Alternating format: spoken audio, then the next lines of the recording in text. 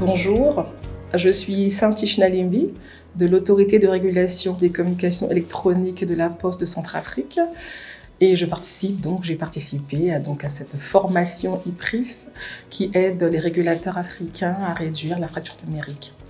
Il est vrai que notre pays, la Centrafrique, a mené plusieurs projets pour réduire la fracture numérique, notamment la mise en place de centres communautaires, c'est-à-dire des centres multimédia à la population, leur permettant d'avoir accès à l'ordinateur, à l'Internet et à la formation des outils informatiques. Et récemment, la mise en place d'une salle informatique à l'université de Bangui avec une connexion Internet gratuite qui permettrait à tout étudiant de se connecter pour faire des recherches notamment, ou un centre pour les startups.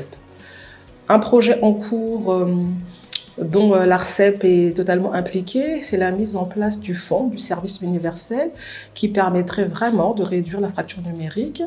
Et c'est un énorme projet que nous menons en ce moment. La formation IPRIS et cette formation de 2 semaines, je pense à nous tous, a permis de nous apprendre et de voir comment, en tant que régulateurs, nous pouvons intégrer tous les aspects concernant l'inclusion, qui fera beaucoup pour permettre de réduire cette fracture.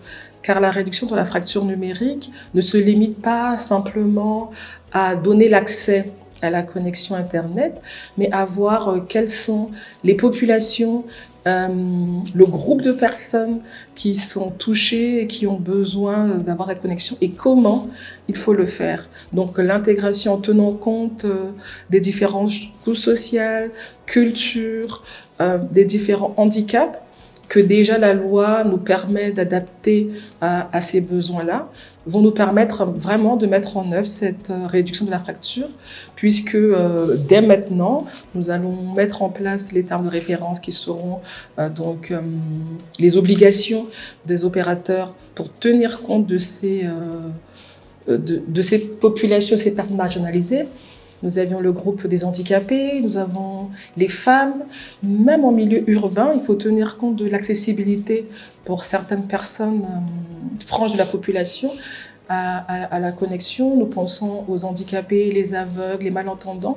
Donc vraiment, cette formation m'a ouvert personnellement les yeux à comment tenir compte de la diversité, de l'équité, de l'inclusion, dans tous les projets que nous allons mener à partir de maintenant afin de réduire la fracture numérique. Donc, merci IPRIS.